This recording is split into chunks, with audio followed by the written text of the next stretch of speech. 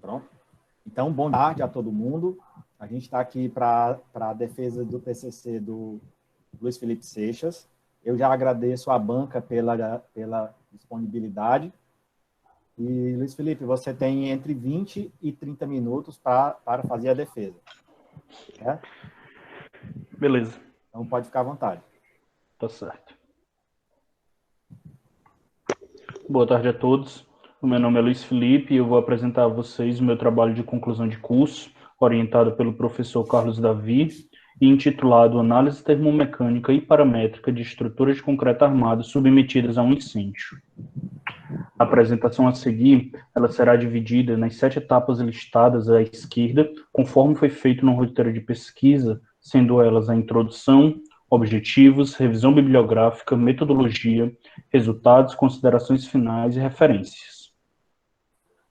Pensando na contextualização do problema, o concreto é o material mais importante utilizado na construção civil. No Brasil, a maior parte dos edifícios de múltiplos andares e de casas são feitas em concreto armado devido às suas inúmeras vantagens, e levando numa consideração de incêndio, as suas vantagens podem ser tidas como a durabilidade e a resistência ao fogo, que são superiores em comparação a outros materiais, como a madeira e o aço, desde que os cobrimentos e a qualidade estejam de acordo com as condições do meio em qual elas estão inseridas. Além disso, o concreto, devido à sua heterogeneidade e à sua porosidade, ele está sujeito a alterações físicas e químicas quando exposto a condições extremas, como uma situação de incêndio, a exemplo da sua acentuada perda nas suas propriedades mecânicas, como a perda da resistência e rigidez devido à diminuição do módulo de elasticidade. No mais, o concreto, quando ele é exposto a altas temperaturas, ele pode ter as suas camadas fragmentadas por desplacamentos explosivos, fenômenos conhecidos como spalling, que está relacionado com as tensões térmicas da dilatação do material e as proporções do processo de vaporização da água. 2 incêndios muito conhecidos em 1996 foram do Cinema Caique, em Porto Alegre, e o Channel Tunnel, no Reino Unido, em que o fenômeno do spalling esteve presente em todos os dois.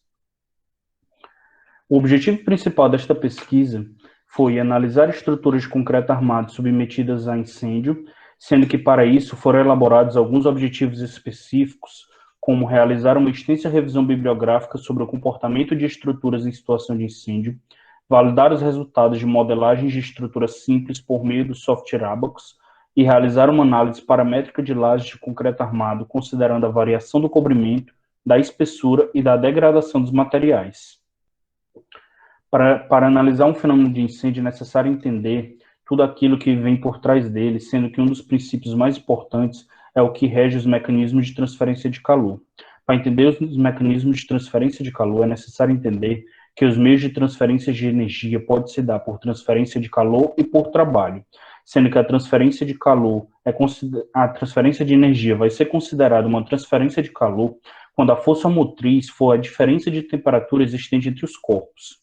Então, levando isso em consideração, os mecanismos de transferência de calor que devem ser compreendidos para analisar estruturas de concreto armado em situação de incêndio serão 3: a condução, a convecção e a radiação, sendo que a condução ela é a transferência de energia que vai ser resultante da interação de partículas de maior energia com partículas adjacentes de menor energia.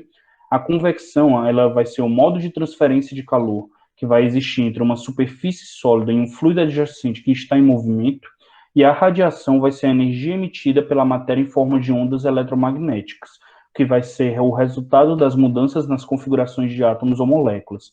Esses mecanismos, em uma situação de incêndio, eles atuam de forma simultânea, onde, no decorrer do incêndio, os gases circundantes das regiões em chamas, eles vão transferir a energia térmica até a superfície dos elementos estruturais pelo fenômeno de radiação e convecção, e dentro dos componentes estruturais vai ocorrer uma subelevação de temperatura por meio do processo de condução, como pode ser visualizado na figura mostrada no slide.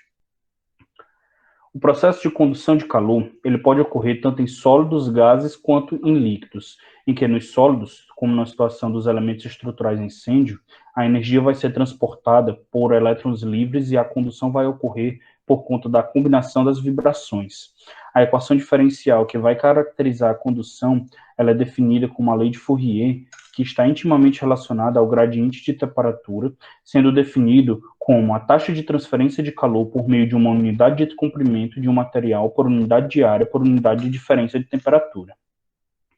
O outro mecanismo de transferência de calor, como a convecção, ela pode ocorrer de duas maneiras, sendo uma convecção forçada ou uma convecção natural. A convecção forçada ela vai acontecer quando o escoamento do fluido for originado de meio externo, como bombas e ventiladores, enquanto que a convecção natural, que é uma situação similar de incêndio, ocorre quando o escoamento do fluido for induzido por forças de empuxo que são originadas a partir da diferença de densidade causadas pelas variações de temperaturas no fluido. Esse mecanismo de transferência de calor ele vai ser expresso pela lei de resfriamento de Newton, que demonstra que a taxa de transferência de calor vai ser proporcional à diferença de temperatura entre a superfície e o meio. Além disso, esse mecanismo ele possui uma característica que é o coeficiente de transferência de calor por convecção, que é um parâmetro que ele é definido por meio de ensaios e não depende do tipo de material, mas sim da situação a qual está se observando. Além desse mecanismo, tem-se a radiação, que vai ser um mecanismo de transferência de calor, que ao contrário da condução e da convecção, não se necessita de um meio para se propagar, porque ele ocorre através de ondas eletromagnéticas. E sendo assim, a energia incidente sobre uma superfície, parte dela vai ser refletida, parte dela vai ser absorvida e parte dela vai ser transmitida, onde dessa forma vai ocorrer o balanço energético da radiação. As curvas de incêndio padrão, as curvas de incêndio real, ela é muito difícil de se prever, porque, na verdade, a difusão dessas fases de um incêndio, ela é sensível a uma série de fatores, como a quantidade de combustível, o grau de ventilação, o tamanho e a geometria dos compartimentos, o tipo de material, a área de superfície dos elementos, entre outros.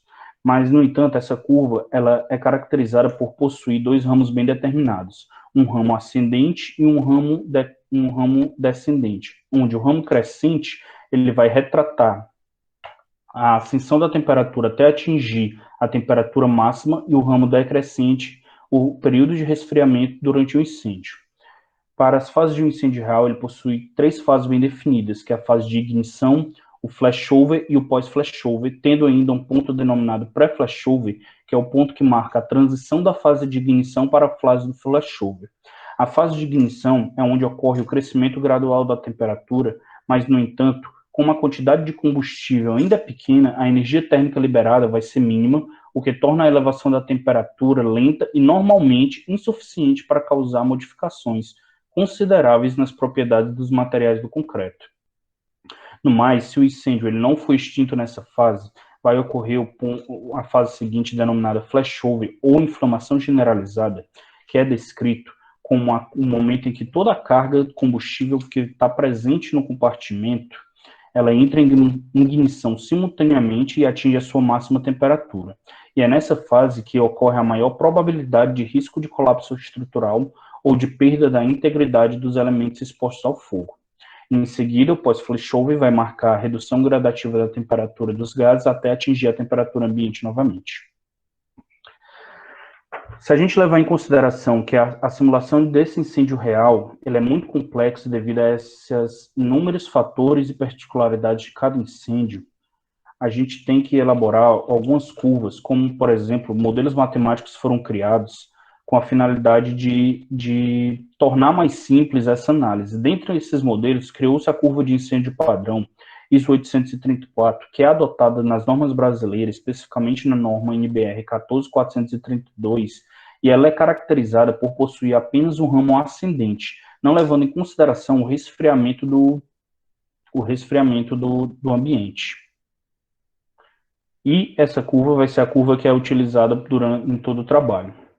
Quando a gente observa as propriedades dos materiais com a elevação da temperatura, a gente tem que o concreto, quando ele é exposto a temperaturas acima de 100 graus, ele vai perder a sua solidariedade entre os materiais e comportar-se como um composto totalmente heterogêneo, por conta dessas alterações físico-químicas que vão ocorrer na sua microestrutura. No entanto, muito embora aconteçam essas alterações no concreto, as estruturas, de maneira geral, elas vão possuir uma excelente resistência ao incêndio por conta da sua baixa condutividade térmica, por não exalar gases tóxicos ao aquecer e por não ser um material combustível. No mais, observando a figura, nota-se que a fragmentação superficial explosiva, o fenômeno conhecido como spalling, já mencionado anteriormente, ele vai ocorrer dentro do intervalo de temperatura de 100 a 600 graus Celsius, que é o período ao qual a estrutura ainda vai possuir a sua capacidade resistente. As propriedades dos materiais, elas vão variar conforme as normas brasileiras e europeias, como a gente tem a questão do módulo de elasticidade do concreto, que ele vai variar conforme o Eurocode 2, onde a gente tem um fator de redução que faz com que a gente obtenha essa evolução da variação do módulo de elasticidade com a temperatura, como pode ser visualizado no gráfico a seguir. Outra propriedade que varia é a massa específica, que ela varia em conformidade com o anexo C da NBR 15200 e o Eurocode 2 para cada intervalo de temperatura. Essa evolução pode ser mostrada no gráfico, onde a gente tem essa variação da massa específica com a temperatura com base nas normas já citadas. O alongamento térmico relativo, ele é uma propriedade do concreto que vai depender do tipo de agregado constituinte, podendo ser agregados silicosos ou agregados calcários. Para cada tipo de agregado, a gente possui uma fórmula diferente, sendo que a norma 15.200 ainda apresenta uma relação simplificada que independe do tipo de agregado utilizado. O gráfico da variação do alongamento térmico relativo do concreto com a temperatura para agregados silicosos, calcários e a relação simplificada é demonstrado a seguir. Outra propriedade que varia é a condutividade térmica, sendo que essa possui uma equação para a condutividade térmica da NBR 15.200, norma brasileira, e para o Eurocode, além de apresentar um valor simplificado de 1,3, independentemente da temperatura a qual esteja analisando. A variação da condutividade térmica do concreto com a temperatura é demonstrada a seguir.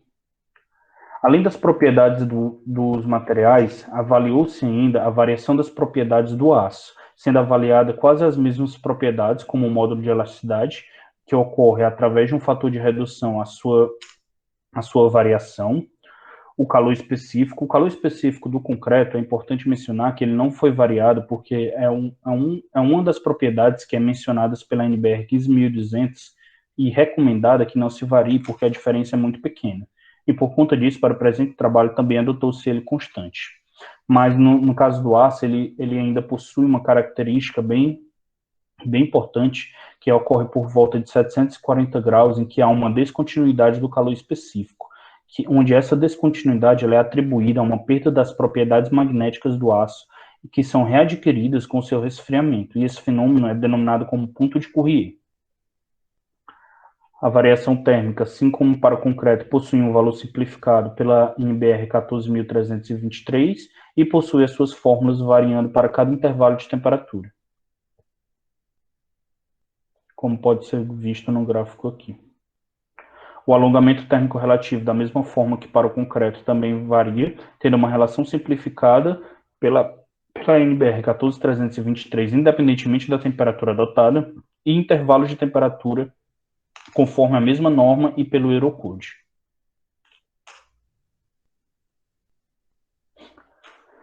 Passando para os procedimentos metodológicos da pesquisa, a gente tem que no fluxograma representado o sequenciamento das atividades, que envolve o estudo da literatura e de informações teóricas pertinentes ao trabalho, a validação dos modelos por meio da utilização do software ABAQUS e as simulações computacionais realizadas envolvendo análises mecânicas, térmicas e termomecânicas.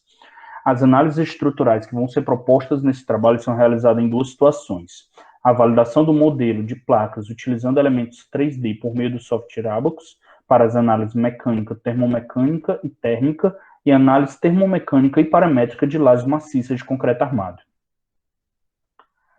Os modelos numéricos de validação, como já foi dito, vão variar de 3 maneiras, sendo feita análise mecânica estática, uma análise térmica permanente e uma análise termomecânica. Para todas essas análises, foi necessário contemplar todas as especificidades do modelo, tais como as propriedades do material, as condições de contorno, as cargas, as temperaturas e o refinamento da discretização da malha dos elementos finitos. O modelo mecânico foi utilizado uma análise do tipo General State, que é bastante utilizada no ABAQUS para simular problemas lineares e não lineares, em que a gente inseriu uma carga de 10 kN por metro quadrado na superfície da placa. A condição de apoio na superfície foi adotada na superfície média da placa, que é equivalente à linha neutra, de modo que a gente não tem os deslocamentos dentro do programa ao longo das coordenadas x, y e z. Além disso, foi feita uma discretização da malha de tal modo a permitir uma boa aproximação dos resultados com um tempo computacional conveniente para a análise do modelo numérico, e os resultados foram comparados com a solução de Navier com 2 termos para obtenção da tensão e deformação máxima. Essa solução de Navier é um método difundido para transformar equações diferenciais em equações algébricas. Os resultados obtidos para o modelo mecânico foram bastante satisfatórios, tendo em vista que a maior diferença ocorreu para a deformação máxima no centro da laje, sendo uma diferença de 4,3%, o que é uma diferença muito boa, sendo que ela é menor do que 5%, e por conta disso considerou-se um modelo mecânico validado. Para o modelo térmico estacionário, utilizou-se uma análise do tipo heat transfer em caráter unidimensional, com a utilização de elementos 3D com o mesmo sistema estrutural da análise mecânica. Adotou-se as temperaturas conforme a curva de incêndio padrão ISO 834 e monitorou-se diversos pontos ao longo da seção transversal da laje. Esses pontos eles foram monitorados fazendo 2 condições de contorno, uma adoção da superfície exposta ao incêndio e uma outra a uma temperatura ambiente.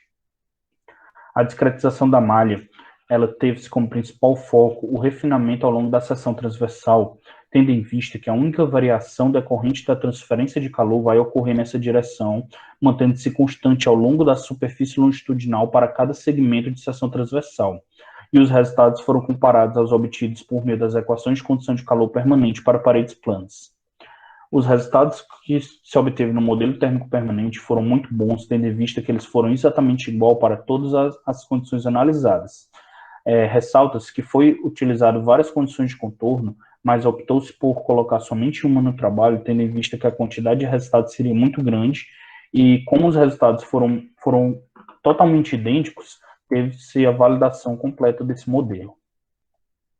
Como pode ser visto no gráfico, e aqui a gente tem também uma representação oriunda do Abaqus para a distribuição da temperatura ao longo da espessura.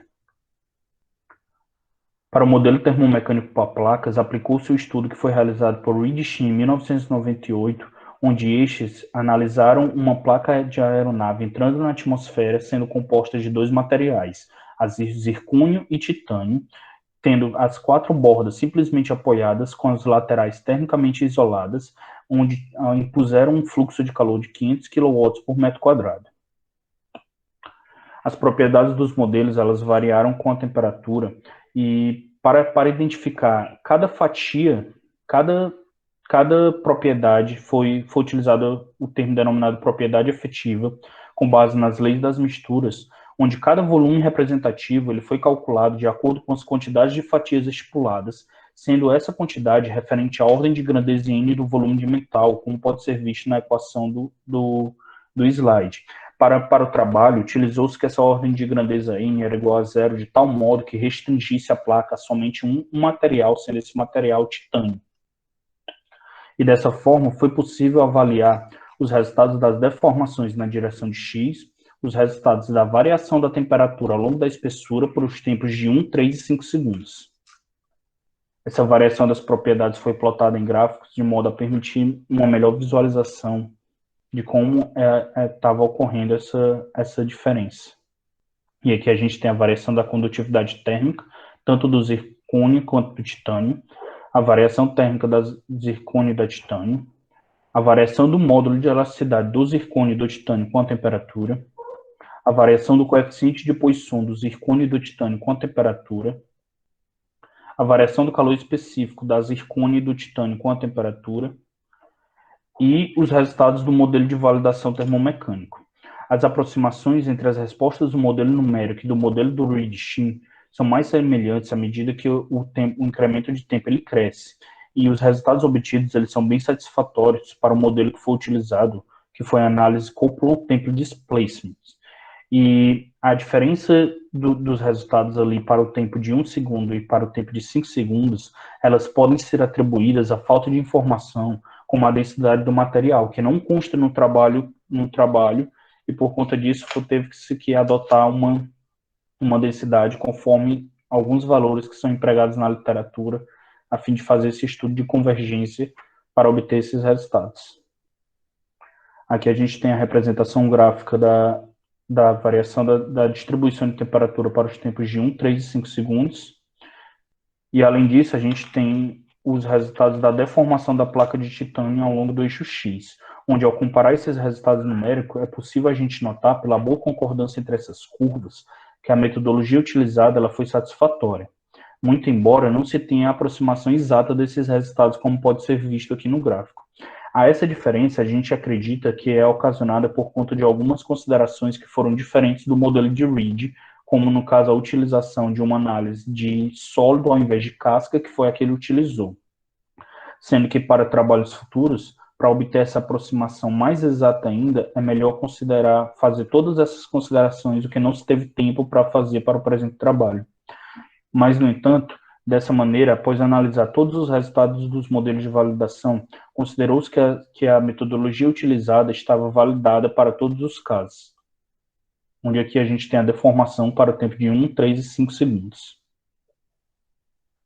Para análise termomecânica e paramétrica de lajes de concreto armado em situação de incêndio, a gente aplicou um carregamento mecânico no elemento estrutural por meio de uma análise do tipo General Static e, seguidamente, é aplicada uma variação de temperatura para simular o incêndio por meio de uma amplitude que vai ser criada conforme a curva padrão de incêndio ISO 834. Esse processo é denominado como temperatura approach. No mais, para simular as barras de aço, foram utilizados elementos do tipo truss, que são elementos que permitem a consideração dos efeitos das deformações axiais e das tensões na barra de aço. No entanto, é importante ressaltar que esse tipo de elemento, o elemento truss, ele possui algumas limitações dentro do programa Abaqus, que é para análise de transferência de calor, tendo dessa forma que não foi possível se determinar a temperatura na barra de aço.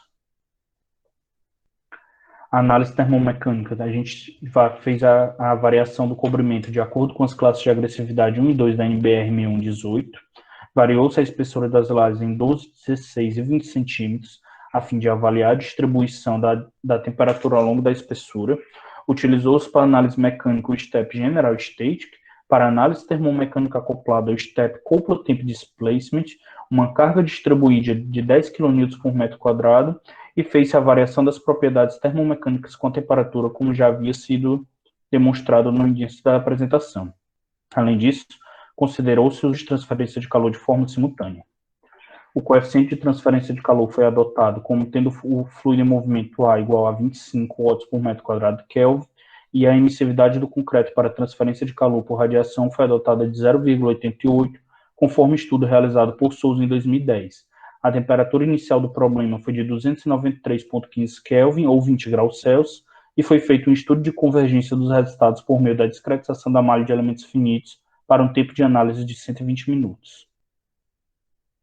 Aqui só tem somente a discretização da malha. E partindo para os resultados obtidos no presente estudo, a gente fez a variação da temperatura ao longo das espessuras das lajes de 12, da laje de 16 e da laje de 20 centímetros para a classe de agressividade 1 e 2 da NBR 6118. E desses gráficos, é possível notar que, independentemente do tempo e da espessura da placa, o cobrimento das armaduras das classes de agressividade 1 e 2 da NBR 6118, ele não possui uma grande influência na distribuição da temperatura na seção de concreto.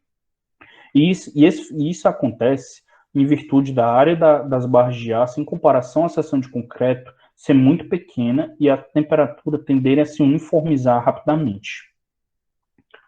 Como eu havia falado, devido à limitação do software Abaqus para os elementos do tipo truss, e não ter sido possível obter a temperatura nas barras de aço, utilizando-se de trabalhos já feitos na literatura, como o trabalho de Castro, em que esse utilizou, através do software TESS, ele constatou que as temperaturas das barras eram praticamente idênticas à temperatura no concreto. No mesmo ponto da seção transversal, foi possível identificar a temperatura existente nas barras para o presente trabalho. E levando-se em consideração os trabalhos de Costa e Silva e os trabalhos de Martins, em que esses dizem que a melhor maneira de evitar um colapso prematuro de estruturas vai ser limitando a temperatura das barras em torno de 500 a 600 graus Celsius, e comparando com os estudos realizados, como na tabela apresentada, é possível notar que o cobrimento ele vai ser bastante efetivo para proteger as armaduras de alcançarem temperaturas muito elevadas, sendo que essas barras de aço elas só vão alcançar as temperaturas para perder a sua função estrutural por volta de 90 minutos após o início do incêndio. Avaliou-se ainda a variação da espessura no final do incêndio por tempos de 30, 60, 90 e 120 minutos, onde se a gente levar em consideração que o eixo X ali representa a espessura no gráfico, em que x igual a 0,2 metros vai representar a superfície exposta ao incêndio, e x igual a 0 a superfície oposta da laje, a gente percebe que há uma grande relevância da espessura na propagação do incêndio. Como pode ser visto aqui na tabela, em que para a laje de 12 centímetros, ao final de 120 minutos, a gente tem que a temperatura oposta ao incêndio atingiu uma temperatura de 174,48 graus Celsius, enquanto a laje de 20 centímetros atingiu uma temperatura somente de 30,27, sendo somente uma variação de 10 graus Celsius em relação à temperatura inicial. Essa porcentagem está demonstrada aqui ao lado, onde a gente tem ali a variação por tempos de 30 e de 120 minutos para cada uma dessas lajes. No mais, avaliou-se as deformações da laje ao longo do tempo, onde pelo gráfico a gente nota que há uma flecha máxima de 45,68 centímetros para a laje de 12 centímetros, de 67,33 centímetros para a laje de 16 e de 79,68 centímetros para a laje de 20 centímetros, sendo que essa evolução ocorre quase de maneira linear e não sendo caracterizada no presente trabalho o momento de ruptura ou a mudança do regime elástico para o regime plástico. Esse comportamento ele é explicado por conta da adoção do modelo empregado de ser linear, não sendo levado em consideração as variações da não linearidade física e geométrica. Além disso, é necessário ressaltar que não foi possível obter a temperatura de colapso da deformação do modelo e também que, conforme a curva de incêndio padrão ISO 834, a partir de 10 minutos de incêndio, a temperatura do ambiente já vai ultrapassar 600 graus Celsius, que é a temperatura que já foi mencionada, que tende a degradar as propriedades dos materiais, aumentando as deformações e tensões oriundas dos campos de temperatura. Que a gente tem as deformações nas lajes antes do início do incêndio, para as lajes de 12, 16 e 20, e a gente tem o gráfico da evolução da temperatura, a evolução da tensão de von Mises nas armaduras ao longo do tempo. Como conclusões e considerações finais do presente trabalho, a gente tem que para as lajes que o cobrimento das armaduras adotados, para as classes de agressividade 1 e 2, não possui uma grande interferência na distribuição da temperatura nos elementos. A gente notou a importância da espessura do elemento na propagação da temperatura por condução na seção transversal e que, ao final do incêndio, as deformações são muito elevadas. E, além disso, constatou-se que as respostas de qualquer estrutura, quando submetidas ao fogo, vai depender de inúmeras variações não consideradas no presente trabalho. No mais, como propostas de trabalho futuro, tem-se variar a taxa de armadura, assim como a adoção do tipo de concreto e aço, analisando de maneira paramétrica a influência de cada variável na distribuição dos esforços e campos de temperatura, realizar uma análise não linear considerando os efeitos oriundos da não linearidade física e geométrica e comparar com o modelo linear desenvolvido no presente trabalho, estudar a influência dos tipos de ligação viga-pilar para situações adversas, como a do incêndio, e realizar ensaios experimentais com aquecimento da estrutura, a fim de obter uma curva de incêndio mais próxima do real, onde considere-se o resfriamento do ambiente conduzido por um ramo descendente após um determinado período de tempo. As referências do presente trabalho são demonstradas a seguir, e com isso a gente finaliza a apresentação. Muito obrigado pela atenção de todos. Isso, obrigado, Felipe, pela apresentação. Eu passo agora a palavra à banca. Ricardo, já quero agradecer outra vez à banca pela disponibilidade. Começo pelo Bergson, que é da Pilotis Engenharia, é professor na Unicristos e tem um canal no Instagram de divulgação de assuntos da engenharia. O Anderson, que é nosso assistente, está com as informações no chat. Então, Bergson, por favor, fique à vontade. Boa tarde, pessoal. Obrigado pelo convite. Agradecer ao Davi mais uma vez por ter feito esse convite, né? Sempre as bancas que o Davi me chama superam todas as expectativas, né? Do nível de graduação. Agradecer também aí o Felipe pelo trabalho bem desenvolvido e tudo, pela boa apresentação, foi uma apresentação completa, né? Você mostrou tudo que estava no trabalho, a nossa apresentação, isso é interessante, não mostrou nada de novo, nem faltou nenhuma informação. E agradecer também a presença do Sandro, né? O professor Sandro aí que está acompanhando a gente, e os demais. Bom, eu vou fazer alguns comentários, infelizmente eu estou me recuperando aqui de Covid, né? Pela segunda vez, então vocês me perdoem um pouco pela minha voz, pelo meu estado aqui. Mas vamos lá. Fiz algumas anotações aqui no teu trabalho, eu vou te passar. Pouquíssimas, tá, Felipe? Pouquíssimas anotações. Até antes da boca eu estava comentando com o Davi que seu trabalho está muito bom, né? Além assim, de um nível elevado, né, de conteúdo para mim é um conteúdo acima do nível de graduação, não que isso seja algo proibitivo na graduação, mas na verdade é todo o mérito de vocês dois aí por terem conseguido executar esse trabalho. Vocês jogaram alto, né, e conseguiram realmente fazer um trabalho muito interessante, com uma validade muito grande e que eu espero que dê frutos aí, né, para você, para o Davi, para quem participou, tanto na carreira acadêmica de vocês, quanto na carreira profissional, né, no mercado, não sei para onde é que vocês vão. Você, né, especificamente, vai querer migrar, mas antes de falar do trabalho, eu queria dizer que, pelo pouco que eu já vi aqui, eu acho que você tem uma boa caminhada aí pela frente na engenharia, né? É um trabalho realmente de engenharia estrutural, aplicada, conceituado, não é um trabalho de excelência mesmo. Além do que, você tem escrita boa, então isso aí facilita muito a nossa leitura, está muito bem organizado o texto. Assim, fazia tempo que eu não vi um trabalho tão bem escrito, né?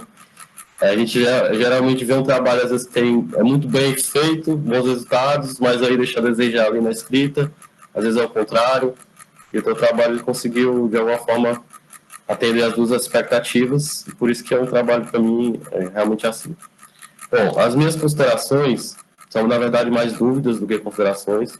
Primeiramente, lá no seu resumo, eu vi que é normal isso acontecer, no teu resumo não tem as considerações, as conclusões, na verdade. Você deixou como se fosse um resumo dos resultados esperados, né?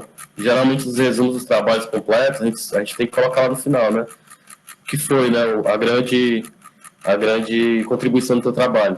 Para quem vai pegar o trabalho, a primeira coisa que dá é o resumo. Então, lá ficou faltando. No final, você fala que você vai avaliar, né?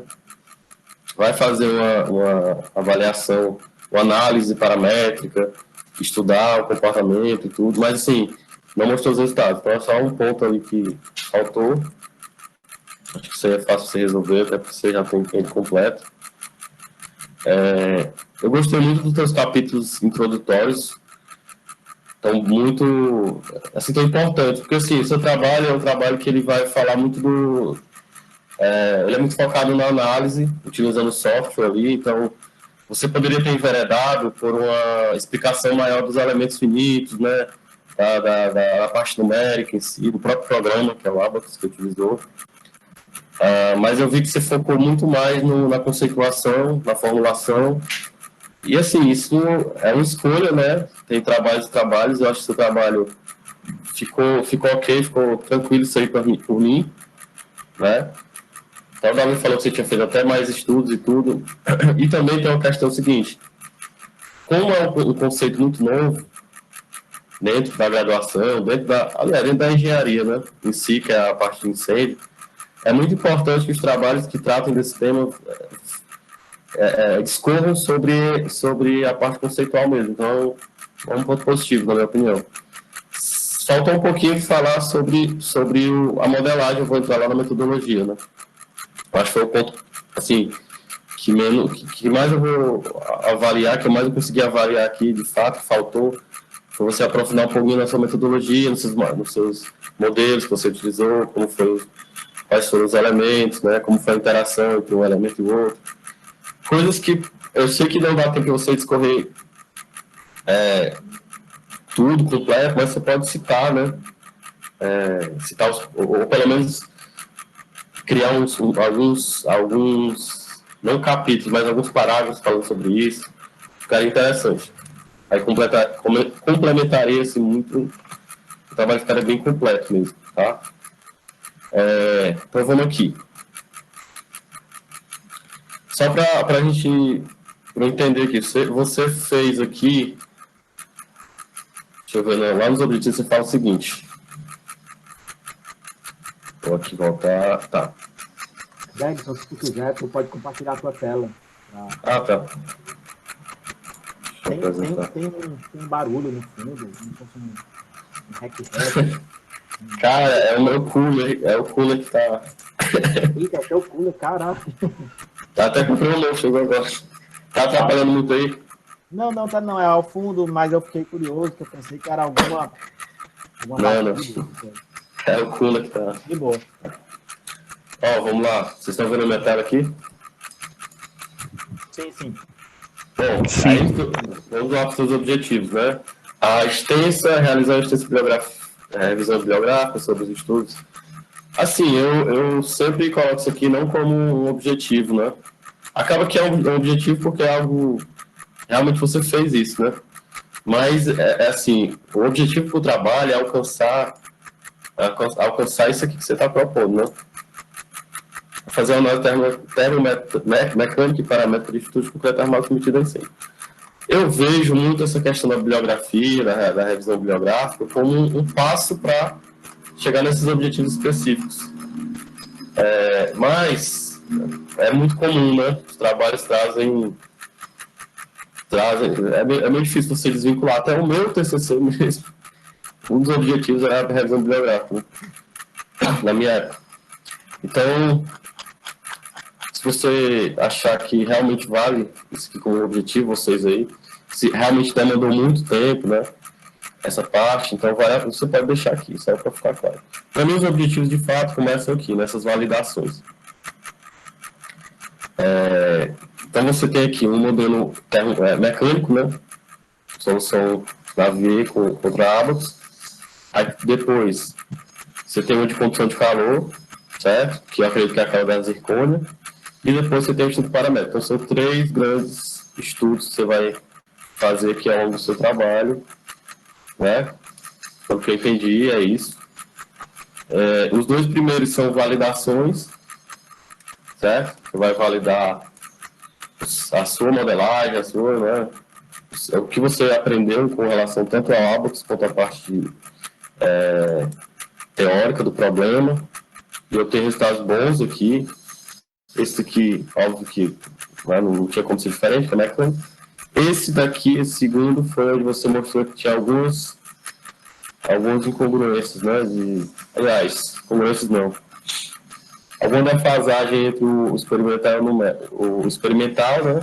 Perdão, o seu resultado e o do RED aqui, que é a sua referência. Confere. Assim, não ficou claro para mim quais seriam, eu acho que você discorreu aqui, mas você poderia me falar quais foram os principais pontos, né, que fizeram, porque que você tem, por exemplo, a deformação, no caso do Abax, menor, né, mais rígida, do que a deformação observada pelo RED, que é o resultado que a gente espera, né? Lógico que o nosso modelo, sendo mais rígido, vai apresentar uma deformação menor. Mas a pergunta é, qual foi o ponto crítico aqui? O que mudou da tua modelagem para a modelagem dele? Assim, a principal diferença que a gente acredita que tenha se dado, né, é por conta da utilização, enquanto no modelo de Reed ele vai utilizar uma análise de cascas, né? Sim. E no Abax eu utilizei análise de corpos sólidos. Certo, mas tu acha que o corpo sólido ele não seria mais completo do que a casca, né? Quer dizer, o sólido ele absorve mais informações, ele é mais completo do que a casca. A casca é uma simplificação do sólido. Aí, assim, na teoria, o sólido era para dar melhor que a casca. Ou isso que não quer dizer que é melhor, né? Quer dizer que... Porque, assim, tu usar um modelo mais sofisticado do que o do RED, é o que eu estou entendendo, não responde a minha argumentação de por que os resultados eram diferentes, entendeu? Por que ele deu mais rígido, entendeu? Por que ele não deu mais flexível? Teve uma outra consideração além disso? Você acha que além do modelo do elemento finito ser diferente, né? Casca versus sólido 3D. Teve algum outro item que não foi... que foi diferente? Na verdade, esse artigo do Ed, eu tinha feito estudos com ele com fase de pressão e eu obtive a mesma defasagem. O antes, o Evandro viu, o Marcelo viu, e nós estamos aqui supondo que essa solução dele era uma solução baseada em casca, mas tinha algumas considerações que não ficou claro no dele, e em outros trabalhos, a gente viu de que os modelos de sólido, geralmente, eles dão uma deformação um pouco menor do que os modelos de casca. Então, a gente está supondo que foi devido a esse modelo de casca. Mas, exatamente, a gente considerou as mesmas situações que ele. A gente só tem dúvida em 2 parâmetros. Um é a densidade que ele não dá. Ele não dá a densidade em canto nenhum. Vocês anotaram isso aqui, foi? Foi. A gente fez isso aí com tentativa de erro. A gente foi adotando vários valores, né? Assim, que a gente encontrou. A gente não sabe se essa diferença de densidade influenciou no calor, influencia na deformação, alguma coisa assim. E nós não resolvemos ele por casca. A gente não resolveu por casca. Entendi. Mas assim, a escolha do sólido foi para quê? Para depois aí vocês passarem para o estudo com sólido, né? Já deixar no ponto assim. Porque nossa ideia era estudar esse efeito nas barras e no concreto. A gente queria realmente colocar as armaduras, a gente queria fazer um pórtico, aquele nó de pórtico, colocar as armaduras ali, estudar esse comprimento, essas coisas e tal. Tá, entendi. Isso aí realmente não tem como a gente... Eu vi aqui, foi feito um estudo de convergência de valores no espectro.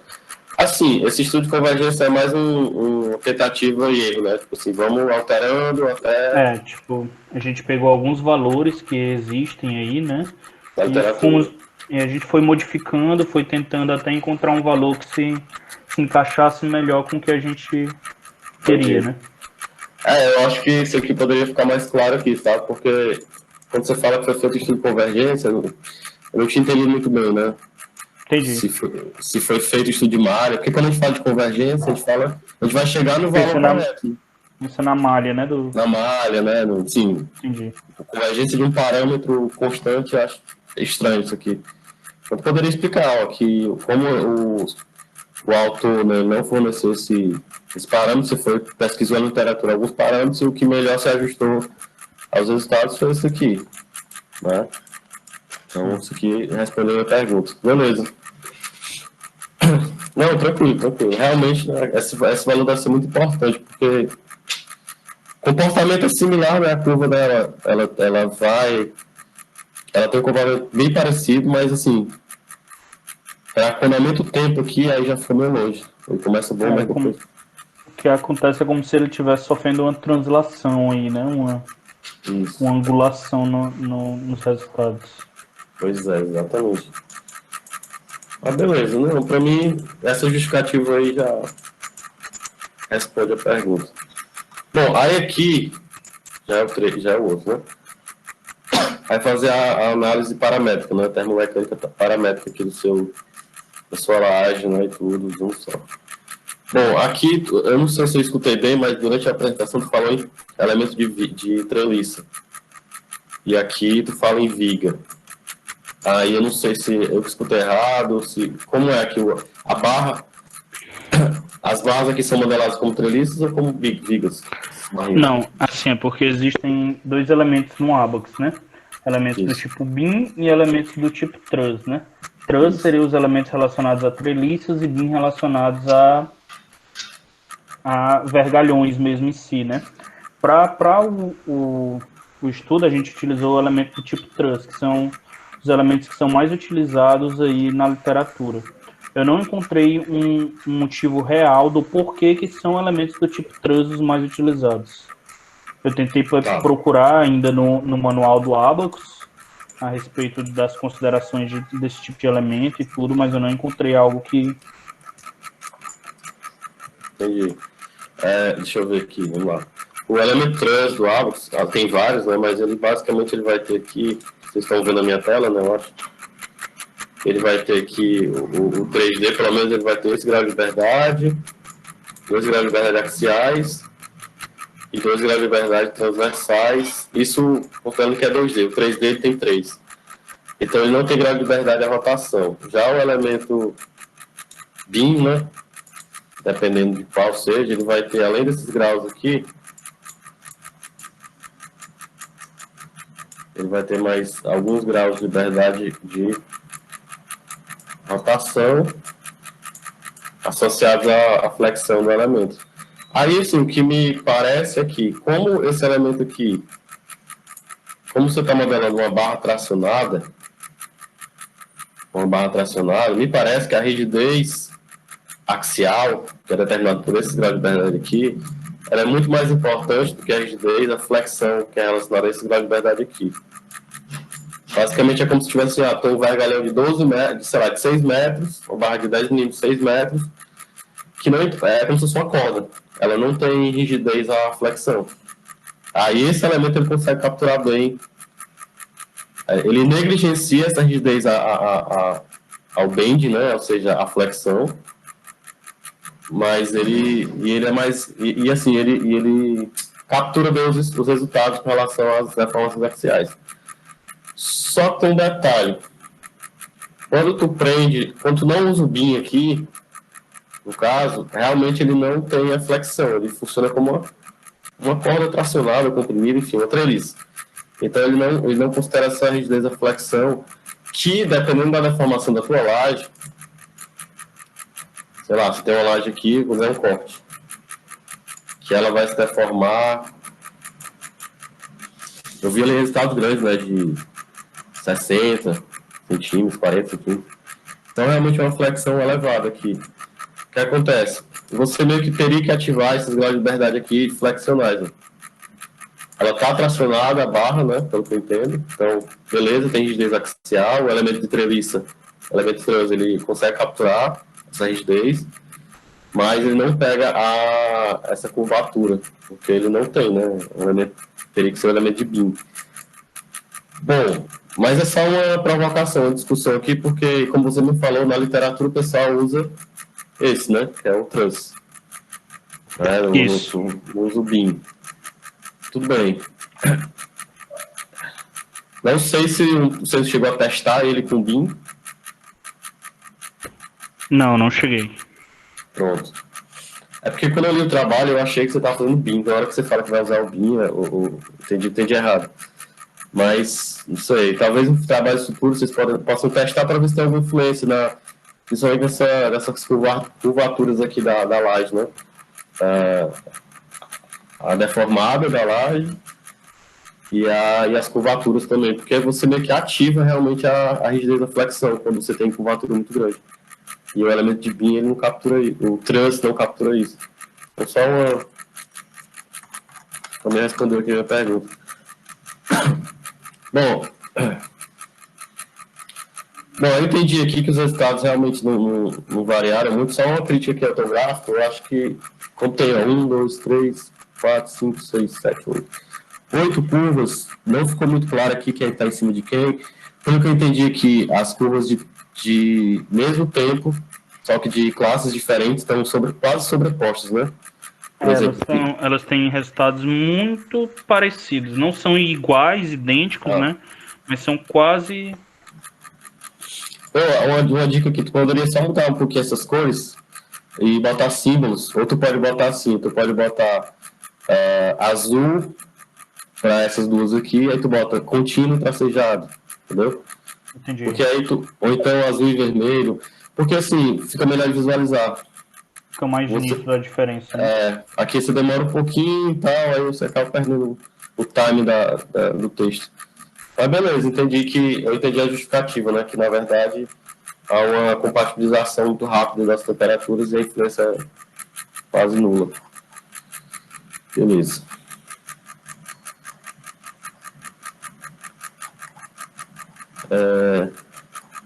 Aqui que eu falei, a ordem de grandeza dessas deformações. Né? São bem elevadas, né? Na verdade, outra coisa, eu não chamaria de deformação, eu chamaria de deslocamento mesmo. O flash ou deslocamento. Certo. Deformação da ideia de que aquela, né, deformação adimensional e tudo. Pois é, eu dei bem. E é óbvio que você explicou, né, que isso aqui você não está considerando a nonlinearidade tanto física, ou seja, não está considerando que o material aço é elastoplástico, que o concreto ele vai também sofrer uma ruptura, né, a determinada deformação. E aí você tem esses resultados aqui. Então, só deixar bem claro que a análise linear. E se tu pudesse, assim, verificar as deformações nas barras aqui, né, para você botar aqui no limite, por exemplo. Vamos supor que, beleza, até esses 120 minutos ela foi até aqui. Mas em qual tempo aqui, chegou vou desenhar aqui o gráfico de tensão e deformação do aço, por exemplo. Acho que pode ajudar na interpretação dos resultados. Você tem aqui tensão e deformação do aço, você pode, por exemplo, adotar o da IBR-18, ou até o que você usou aqui na sua referência bibliográfica, né, aqui, na sua revisão, que ele muda com a temperatura, né, inclusive. Mas você pode escolher aqui uma temperatura, ou melhor, uma deformação aqui, limite, que é a deformação de escoamento, para você saber identificar, olha, essa deformação, a primeira deformação que foi atingida aqui no aço, foi bem aqui, em 40 minutos, vamos supor. Então, quando chega bem aqui, por exemplo, essa laje aqui, que faria essa deformada, se depender só do aço, o que ela ia acontecer? Ela está plastificando, então a tendência dela seria gerar uma plastificação do patamar aqui, né? As deformações iriam estabilizar aqui. Óbvio que você não vai fazer isso que eu estou fazendo, essa curva, você vai só discorrer. Que a partir disso aqui o comportamento é governado por outra lei, né? Não é mais a lei linear. A mesma coisa para o concreto, né? O concreto, uma hora ele vai fissurar. E que ponto ele fissura aqui? Qual é a tensão de tração aqui do teu modelo? Né? Quer dizer, a partir desse ponto aqui, por exemplo, a partir de 20 minutos acontece uma tensão de tração que vai mudar o comportamento linear da tua laje. Na verdade, ele vai se comportar assim. Então, assim, qual é a região de validação do teu problema? Só a parte linear, né? Aí eu fiquei curioso de onde é que está essa região. Se é aqui mesmo, onde eu botei, se é mais para cá. Eu imagino que seria bem aqui no começo. Então, eu acho que tranquilo você entrar no ar, porque se pegar, já que são análise transante, uma análise no tempo, né? Talvez pegar essa deformação, não sei se é possível, Davi, para te ajudar. Só para marcar aqui, ó. Marca bem aqui, ó. Você pode até botar assim, para simplificar. Você bota um setinho e bota. Início da plastificação do aço. Início da fissuração do concreto, entendeu? E aí ficaria bem legal essa informação a mais, porque assim, não é porque o modelo é linear, tudo é linear, que o teu trabalho está invalidado, negativo, né? Mas é bom a gente sempre deixar o leitor ciente de que tem limitações e as limitações estão aqui, tá aqui, ó. Beleza? Beleza. Aqui só tá aqui, né, as tensões, né? Na verdade você tem já aqui, ó. É MPA, né? Tá aqui, ó, bem no início. Então, limite, né? Essas tensões aqui são máxima? Omissas. No ponto máximo, né, Felipe? Ponto máximo. Se você considerar que é um A50, né, talvez aqui já seria, tipo assim, uma informação importante. Vamos supor que isso aqui vocês vão olhar com calma. Vamos supor que a CA50 é bem por aqui, a ruptura inicial. Ruptura não, o escoamento inicial. Você vê que nessa região aqui, ó, o comportamento é basicamente muito igual, muito parecido. Ele começa a divergir um pouquinho aqui. O comportamento começa a mudar muito quando você está no regime de maiores tensões, de maiores temperaturas, né? O tempo, né, também vai aumentando. E aí você começa a divergir. Só que essa divergência aqui dos resultados, ela é uma divergência puramente, assim, ilustrativa, porque na verdade vai acontecer uma plastificação, pelo que eu entendo, né? Então, essas curvas aqui, elas não vão ser assim, elas vão, né, tender a plastificar, vai dando um patamar, ou elas podem elevar, né, porque isso aqui na verdade é, perdão, tensão, tá? Elas meio que estabilizam por aqui. Então, discorrer sobre isso é importante, porque como o seu trabalho, eu vejo que ele vai dar muitos frutos aí para frente, e as pessoas vão querer se referenciar nele. Então é bom que tu coloque as tuas limitações aqui já nos resultados, né? Eu sei que você falou isso lá no final, mas lá nos resultados você pode comentar sobre esses pontos aqui, são muito importantes. Deixar todos especificados, né? Cara, no mais, assim, parabéns pelo trabalho, gostei muito, realmente. Vou deixar mais aí pro professor falar um pouquinho, né? Deixar um pouquinho para ele falar também. Obrigado novamente e estou à disposição para qualquer sugestão, dúvida. Se não tiver entendido o que eu falei, pode mandar uma mensagem. Eu vou te encaminhar esse arquivo aqui. Tem pouca coisa, é mais o texto, né? Editação. O que eu falei mesmo não está lá, né? O que eu falei mesmo, espero que você tenha anotado aí, que aí são coisas mais com relação à metodologia e com relação à apresentação de resultados. Beleza? Tá certo, eu que agradeço bastante aí. Obrigado, Bergson, pelas contribuições. A gente vai adotar, a gente vai levar essas contribuições para o Silance, em novembro, né? E é isso, obrigado. Eu vou passar a palavra agora ao Sandro. Professor, por favor. O Sandro é físico, então ele tem um know-how muito grande com essa parte do fenômeno térmico. Na verdade, eu me inspirei muito nele para começar a estudar mais sobre calor. Bem no início a gente começou a conversar bastante. Ele indicou uns livros e tal. Então é um cara que está muito envolvido de uma certa forma nessa linha de pesquisa que a gente está levando. Professor, por favor, o senhor pode fazer as considerações. Primeiramente, boa tarde a todos. Obrigado, Davi, pelo convite, por me convidar, né? O Luiz também. Agradecer também as considerações do Bergson, né? Que ele colocou. Desejar para ele também a melhora o quanto antes do seu estado de saúde. No mais, Felipe, eu gostaria de parabenizar pela escolha do tema. Acho que é um tema bem relevante, né? Interessante. Gostei muito, como o professor Bergson colocou, gostei muito da sua fundamentação teórica, né? Bem revisada, pegou todas as normas, revisou, colocou na fundamentação teórica. E aí, algumas coisas que eu vou considerar aqui, acho que o Bergson já colocou também, mas eu vou tentar dar a minha contribuição, né?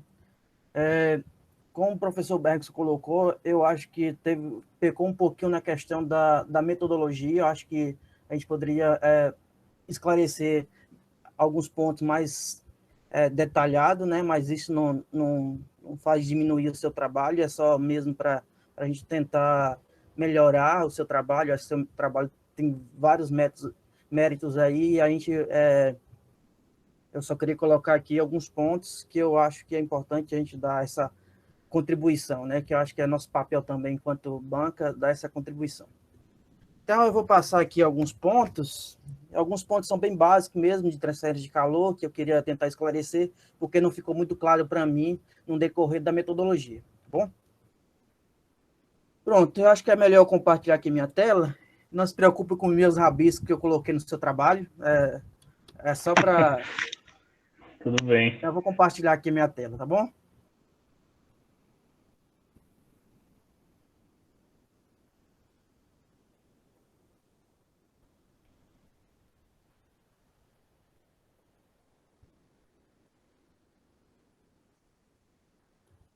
Vocês estão vendo minha tela?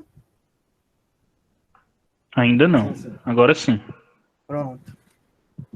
Pronto, aqui é só uma questão de correção mesmo, que você colocou aqui, você está falando na figura 4, que era a condução de calor em um elemento tridimensional retangular, né? Aí, na apresentação, e aqui aparece esse termo aqui, que é um termo de geração de calor dentro do elemento, né? Aí, a minha sugestão é que você ou comente um pouco da questão da geração de calor, né? Aí, se você decidir comentar sobre a geração de calor, eu acho que a legenda mais adequada aqui para a figura 4, na verdade, é o balanço de energia dentro do elemento tridimensional, né? Ou você pode retirar esse elemento aqui de geração de calor dentro do elemento tridimensional e citar que era a condição de calor. Então, esse era o primeiro ponto, que eu acho que é fácil para você fazer essa correção. Vou passar aqui algumas páginas que eu anotei, outros eu ainda não fiz essa anotação, mas quando eu vou passar eu informo. Acho que a página agora... Pronto. Você cita aqui no texto que aquele primeiro regime lá do início do incêndio, você disse que é por conta da quantidade de combustível, né? Aí eu fiquei em dúvida se era a questão relacionada à quantidade de combustível ou porque o incêndio está acontecendo de forma bem localizada. E aí, quando você faz essa curva aqui, deixa eu voltar para cá. Então, pelo que eu entendi do seu trabalho, essa curva aqui é feita da seguinte forma, né? Você tem aqui um incêndio, né? E aí, de repente, você fica medindo a temperatura dos gases no ambiente, né? E aí, a partir daí, você vai verificando esse padrão aqui, medindo o aumento de temperatura no ambiente, né? E eu acho que no início, nessa fase de ignição aqui, é mais relacionado a o incêndio ser localizado do que a quantidade de combustível. Aí deixo para você tentar esclarecer isso, ou se a minha intuição sobre esse fenômeno está errada. Que você cita que quantidade de combustível, Não. eu acho que é... Na verdade, é por isso, pelo que você falou, sabe? Eu acho que a forma como eu me expressei Sim. que foi equivocada na hora da escrita. Uhum. Também acho. É só fazer uma pequena alteração de texto, está tudo tranquilo com relação a isso. No mais, você está citando vários termos aqui, eu senti falta de referências. Talvez seria importante colocar algumas referências aqui nesse. Então, quando eu estou colocando aqui em amarelo, é mais como recomendação, né? Alguns pontos em vermelho é porque a escrita está errada e alguma coisa aqui não está claro, né? Então, Certo. quando aparece em amarelo aqui na minha correção, é mais a título de recomendação mesmo, tá bom? Então, eu vou passar para a próxima página. Pronto. Outra recomendação que eu faço na escrita é que tentar uniformizar as legendas, né? Logo no início do trabalho, você usa T para temperatura, depois usa θ, tentar, se for adequado, você fazer essa adequação aí de uniformizar as legendas, né? Sei lá, colocar θ, né, para temperatura em todas as situações, ou T para temperatura em todas as situações. Tentar uniformizar essa questão. E eu vi isso também para, por exemplo, a condutividade térmica, no início aparece K, depois aparece lambda, né? Kappa, depois aparece lambda, coisas desse tipo. Tentar uniformizar os termos. Olhar aqui agora, página 38. Página 38. Algumas coisas aqui é besteira. E se você olhar aqui também, quando você colocar você vai ver a nota que eu coloquei, né? Neste caso aqui, eu nem coloquei nota. Deixa eu ver qual era a questão. Anotei aqui. Pronto, você disse que essa tabela aqui foi elaborada pelo autor, né? E aí eu senti falta em que referências você usou para elaborar essa tabela. Talvez seria interessante verificar. Aí minha pergunta, se esses dados são experimentais ou você pegou de alguma referência, aí se você elaborou essa tabela baseado em alguma referência, citar essa referência, né? Sim, sim, faltou citar de onde tinha sido baseado, mas essa tabela ela é baseada na norma, sabe? Foi elaborada a partir de onde, né? Então, Isso, tentar entendi. melhorar isso. Pronto, então, como eu disse para você, os teus dados aqui estão, a tua fundamentação teórica está muito boa, gostei muito da forma como você apresentou. Aqui, novamente, a questão da uniformizar as legendas, né? Tentar decidir se vai colocar θ, se vai colocar t para descrever temperatura, por exemplo. Pronto, acho que aqui também é alguma coisa. Pronto, aqui é uma curiosidade, que você colocou assim, valores máximos de calor específico de acordo com a umidade do concreto, né? Aí talvez seria importante na legenda você colocar para que faixa de temperatura. Aí eu, por exemplo, eu coloquei, essa é para faixa de temperatura de 100 a 115 graus, só esclarecer isso na legenda, né? E eu acho que essa questão aqui de máximo não acontece para todas as umidades aqui, né? Por exemplo, se você comparar o gráfico, a tabela 3 com o gráfico da figura 13, se você olhar aqui para umidade zero, na verdade, esse valor de calor específico é para esse mínimo aqui, né? Se você estiver referenciando a temperatura de 100, que é essa de 100 a 115, né? Então não seria nem valor máximo. Seria valor de calor específico de acordo com aquele intervalo, né? Aí é só para tentar esclarecer isso. Entendi. Porque, por exemplo, para a umidade de 1,5 e 3, de fato, são máximos, né? Mas para a umidade zero, se for de 100 a 115, é um valor mínimo aqui, né? Porque depois o calor específico, ele aumenta, do concreto aumenta com a temperatura, né? Ok? Então, coisas bestas assim que é só você ajustar.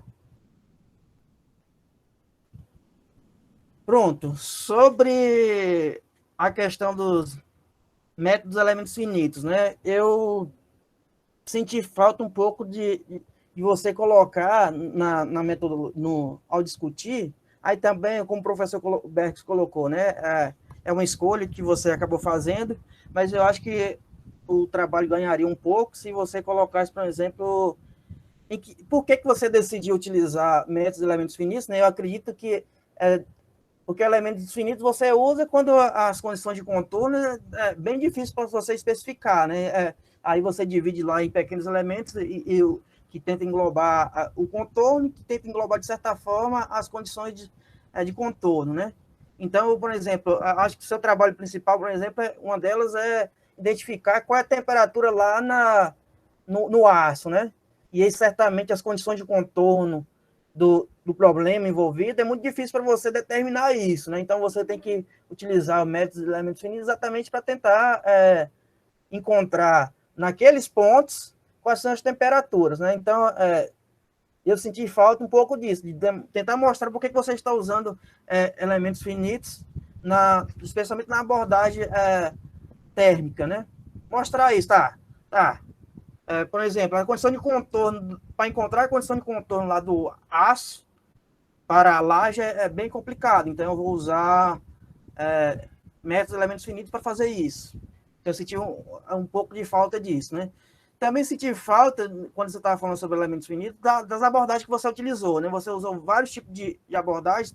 Eu não digo que você precisa descrever todas as abordagens, né? Mas tentar dar um detalhamento mínimo, né? De que, por exemplo, se você usou, quais são os funcionais que você usou, né, para descrever a análise, né? E aí cai também na questão da metodologia, né? Eu acho que não ficou claro para mim alguns pontos relacionados à modelagem, né? Eu sei que você usou o software, né? Colocou lá todas as informações necessárias, mas talvez seria importante fazer uma modelagem prévia, né? Para você, quando for levar para o software, a gente já para quem é um leitor, já tem uma noção disso. Por que eu falo isso? Como o seu trabalho é inovador, certamente algumas pessoas vão referenciar o seu trabalho, e se você tiver uma fundamentação teórica da modelagem bem adequado para a situação, acho que ganha bastante e a probabilidade de seu trabalho ter várias citações aumenta bastante, né? Então, eu senti um pouco de falta dessa questão da modelagem, né? uma coisa que eu senti falta, se eu for citar aqui, tem aquela curva lá de incêndio, né? Curva padrão de incêndio. E aí, pelo que eu entendi da norma, aquela curva padrão de incêndio é relacionada, como eu falei para você tem um ambiente, tem um quarto, né? Começa a acontecer o incêndio, e aí o que você faz, né? Você mede as temperaturas dos gases aqui dentro desse quarto, né? Então, entre a temperatura que está no quarto e a temperatura que chega na laje, você tem alguns processos ali de convecção, né? Aí não ficou claro para mim, na modelagem que você fez, que você colocou lá no software, se você levou em consideração todo esse processo de convecção, se você fizesse um pequeno um esquema da situação do fenômeno que está acontecendo, ficaria mais fácil para a gente. Aí ficaria até mais fácil porque que você está implementando algumas coisas dentro lá do software. Aí não ficou claro para mim essa questão. E aí talvez é só melhorar na questão da modelagem mesmo, né? E aí a pergunta que eu faço é, nas suas modelagens, quando você for incluir esses dados, você está levando em consideração esse aspecto, por exemplo, da curva de incêndio e dos dados que você colocou lá no software? Ou, assim, por exemplo, naquele primeiro estudo lá que é no regime permanente, aquelas temperaturas são as temperaturas do ambiente ou são as temperaturas em cada superfície da laje? Porque você disse que utilizou para modelar, usou aquela curva de incêndio, né? assim, eu peguei valores, né? Aquela curva, ela tem a temperatura ao longo do tempo, né? Isso. Então, eu peguei, por exemplo, só vou citar um exemplo do que eu fiz, certo? Eu peguei ali em 30 minutos, eu vi qual é a temperatura que estaria naquele local, de acordo com a curva, e eu inseri essa temperatura em uma das superfícies da placa. E a outra superfície, eu coloquei ela com temperatura ambiente. E aí eu avaliei a distribuição dessa temperatura ao longo da seção transversal ali da laje. Pronto. A minha dúvida é exatamente relacionada, porque assim, na tabela lá na equação de convecção, você tem um termo lá de T infinito, temperatura infinita, né? Que é a temperatura para pontos bem distantes da superfície que está sob aquecimento, né? Eu só fiquei em dúvida se aquela curva, de fato, ela mede a temperatura na superfície ou no ambiente. Pelo que eu entendi, é no ambiente. Então, talvez, teria que fazer um pequeno ajuste nessa situação, né? Mas é só curiosidade minha, e aí também não invalida nada do seu trabalho. É só Não, dúvida sim, mesmo com relação a curva ela é utilizada para o ambiente. Só que, por conta das limitações existentes também, tanto no programa quanto como a gente iria fazer, eu utilizei as temperaturas na superfície da placa. Não sei se deu para entender agora Isso, como. entendeu? Então, o que você usou devido à limitação do software foi, pegar a curva, a temperatura para o tempo 30 minutos, por exemplo, né?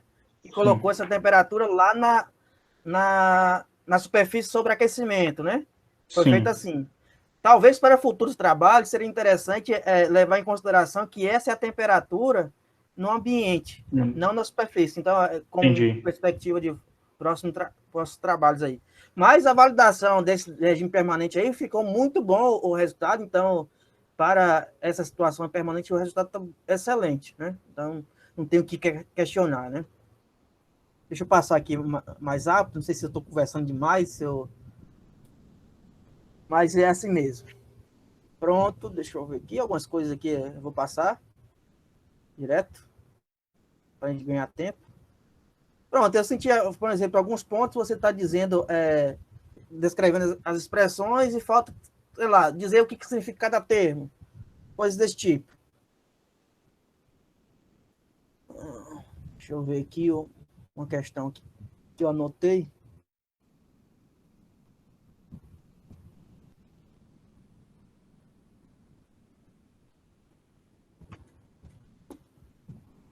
Cadê? Pronto, cadê? Eu tô tentando achar aqui a página, já é no resultados, eu acho. Porque ainda tem elementos finitos.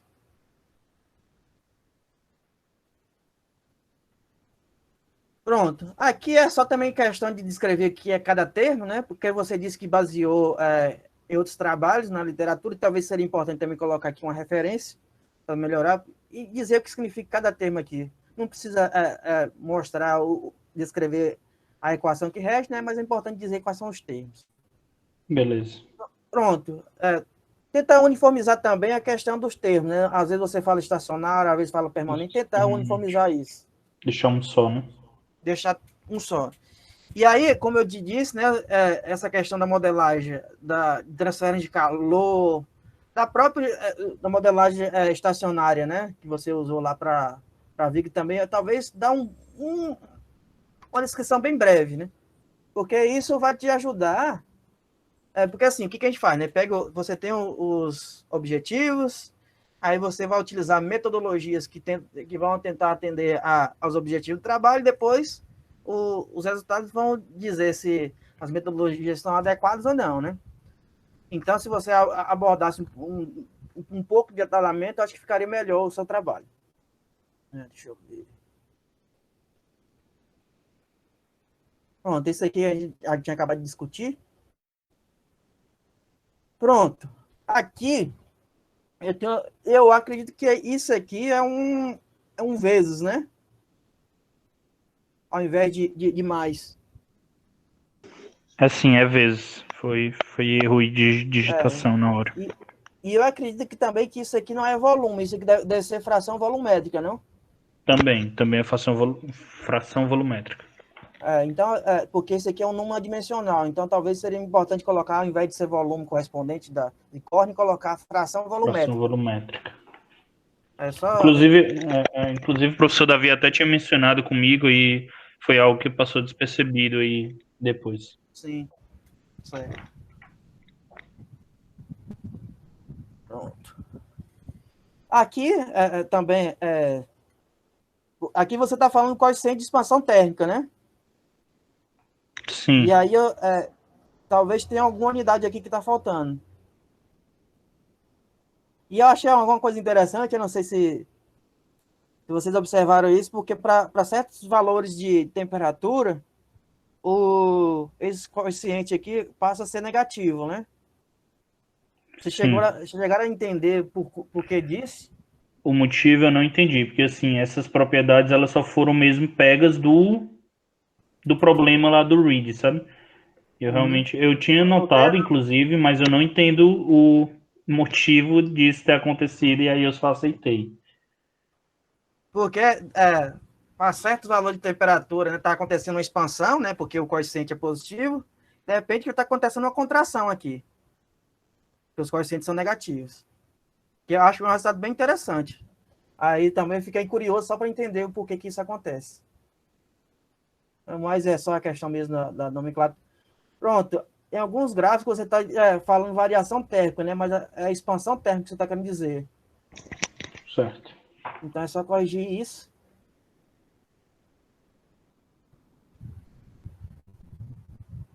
Pronto. Aí chegou no ponto aí que o professor Beck já falou, né? Aí você disse que é o seguinte, que existem limitações em relação à ausência de graus de liberdade, né? Quando você trata sobre vergalhões, por exemplo. Aí não ficou claro para mim, isso especialmente quando se trata de transferência de calor. É uma limitação do software? Qual é a grande limitação? Pronto, talvez deixar mais claro isso no texto, que foi uma limitação do software, né? Cadê? Pronto. Aqui você citou que usou o coeficiente de transferência de calor por convecção de 25, né? Aí eu senti falta de você citar alguma referência sobre isso, né? Porque esse coeficiente é um parâmetro muito...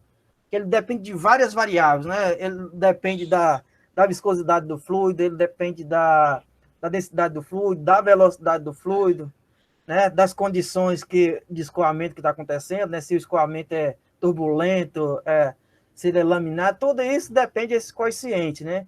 Aí eu fiquei sem entender por que foi usado esse valor e também senti falta de uma referência, né? Então tentar colocar essa referência, né? Porque como eu estava dizendo para você, né? Como eu não tinha entendido que, por exemplo, nesse regime transiente aí que você colocou H igual a 25, né? Então você está considerando que do ambiente, né, que é aquela curva lá de incêndio, e a superfície sobre aquecimento, você tem convecção, né?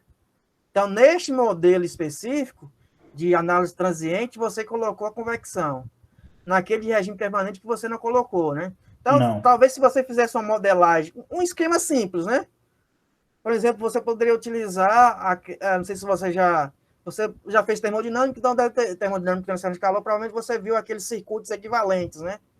Onde você tem Sim. uma resistência térmica de convecção, outra de condução, e aí você consegue mapear isso aí. Um esquema simples desse aí ficaria bem interessante para o seu trabalho.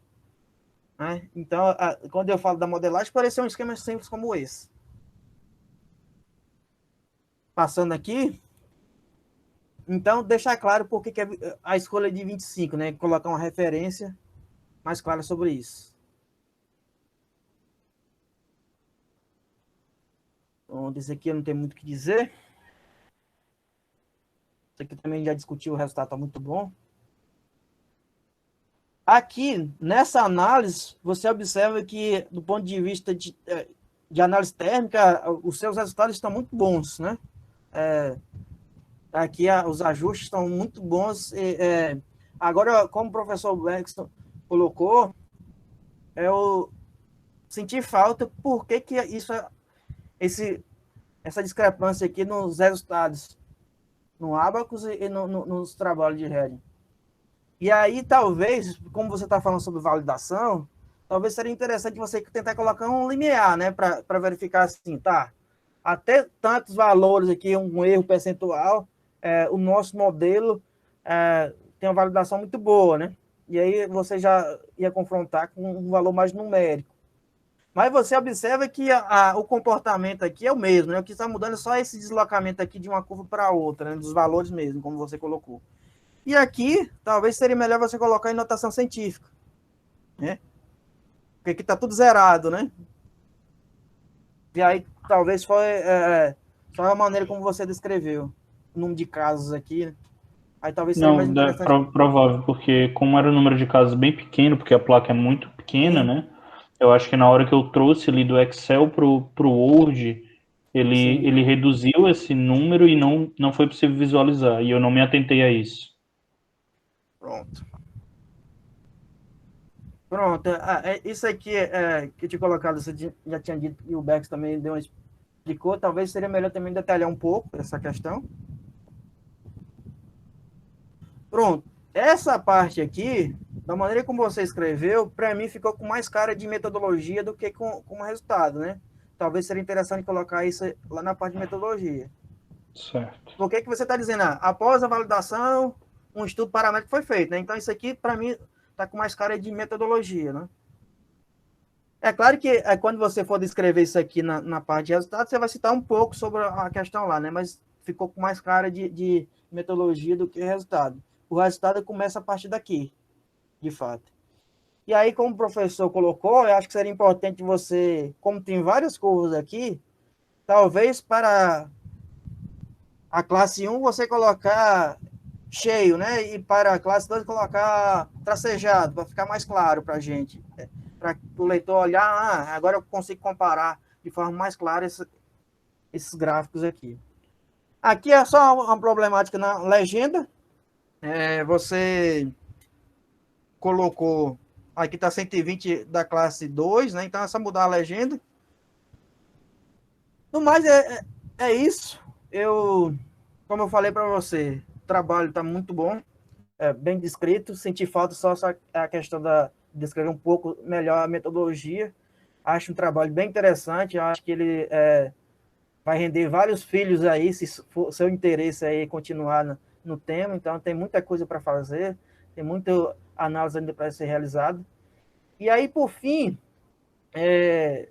certamente na literatura deve ter outros softwares que fazem esses procedimentos. Talvez deixar claro também para o leitor por que você escolheu esse software, né? O que ele faz diferente dos outros e o que ele tem de limitação com relação aos outros, né? Porque você disse que tem algumas limitações. E deixar claro para o leitor quais são as limitações do seu modelo para exatamente seu modelo não é perfeito, mas nas condições do trabalho que você desenvolveu, ele é adequado, né?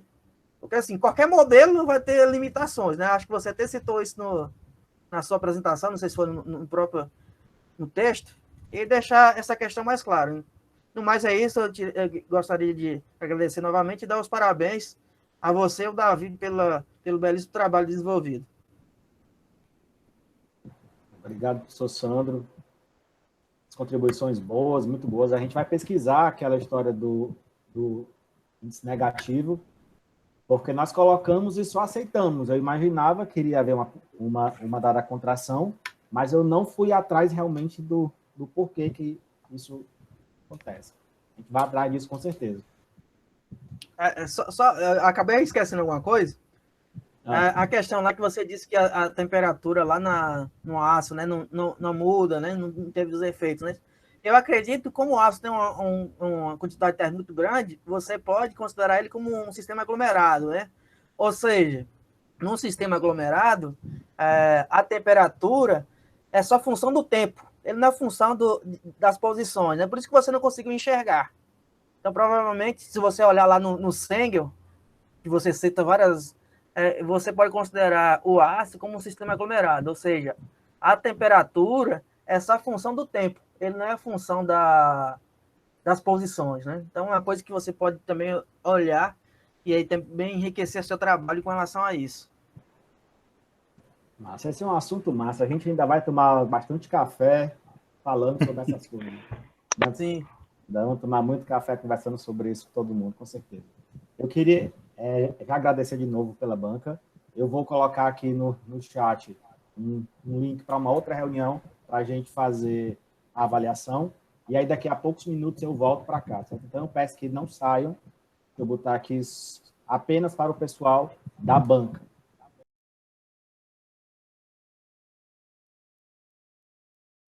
Opa, olá todo mundo. Estamos de volta. Certo? Eu vou fazer agora... Vocês estão aí? O Felipe está aí?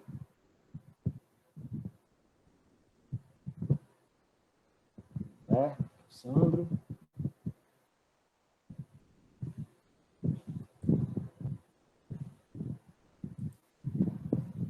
Cadê o Felipe? Que é o nosso aluno, o nosso apresentador. Opa, estou aqui.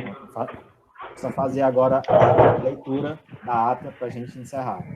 Então, certo. Ao 28º dia do mês de abril de 2021, às 14 horas, em reunião online, que foi transmitida publicamente, realizou-se a defesa pública do trabalho de conclusão de curso, intitulado Análise Termomecânica Paramétrica de Estruturas de Concreto Armado, elaborado pelo aluno Luiz Felipe Seixas Cury da Costa, cuja matrícula é 389042, perante a banca examinadora composta pelos membros professor Carlos Davi Rodrigues Melo, Lima e professor Beckson da Silva Matias, abaixo assinados. O aluno foi considerado aprovado com nota 9,5, cumprindo assim o requisito legal previsto para o Regimento Geral da UFC, artigo 116, parágrafo 2. Então, Luiz, parabéns, você foi aprovado. Eu queria agradecer pela parceria durante o ano.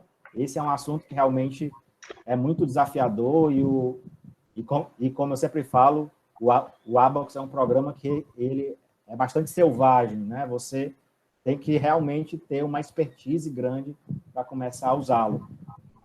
Então, eu queria agradecer publicamente. É sempre um aluno que é dedicado e que sabe andar, né, conforme o caminho da pesquisa. Eu espero que essa parceria, com tanto sua quanto com outros alunos, continue e nós possamos dar muito bons frutos para o nosso campus. Certo? Então, parabéns mais uma vez. Obrigado a todo mundo que participou. Aqui nos formulários, aqui nas mensagens, tem um formulário para a presença de vocês, certo? E aí eu declaro a sessão encerrada. Quem quiser fazer mais alguma consideração? Parabéns, Felipe, pela defesa, pelo trabalho. Acho que agora vai começar uma nova etapa, né, da sua vida. Imagine quanto que deve ser tá alegre sua mãe. Eu acredito que sua mãe está aqui na sala, então deve ser um motivo de muita alegria para ela esse momento, né? No mais, eu fico muito feliz de ficar vendo vocês, né? Esse ano de pandemia, a gente não conseguiu muito conversar, e quando aí tem esses momentos aí de se ver, de conversar, de interagir, para mim é motivo de muita alegria, né? Então, parabéns novamente, Felipe. Eu que agradeço a todos, agradeço aí ao professor Davi por todo esse tempo de orientação, né? Mais de um ano de orientação por conta de toda essa pandemia, de tudo, por todo o empenho que ele teve em me ajudar, por toda a parceria que a gente desenvolveu aí, pela amizade, por tudo. Agradeço ao professor Sandro, ao professor Bergas, pelas contribuições e por terem aceitado o convite de participar aqui desse momento comigo. Muito obrigado mesmo. Parabéns, cara. Parabéns, Felipe. Trabalho excelente e com certeza o futuro, se tudo der certo aí com a ajuda do Davi, com a ajuda, né, não só da faculdade, mas agora da vida profissional, né? Você vai se tornar uma pessoa profissional de excelência, tenho certeza disso. Tem tudo para isso. Então, siga em frente aí, pegue seus objetivos aí de 1 ano, 2 anos, entre no mestrado, se quiser. Se não quiser, não entre. Trabalhe. Mas você tem um futuro bom aí, cara. Parabéns, viu? Obrigado. Pessoal, eu vou parar a gravação agora.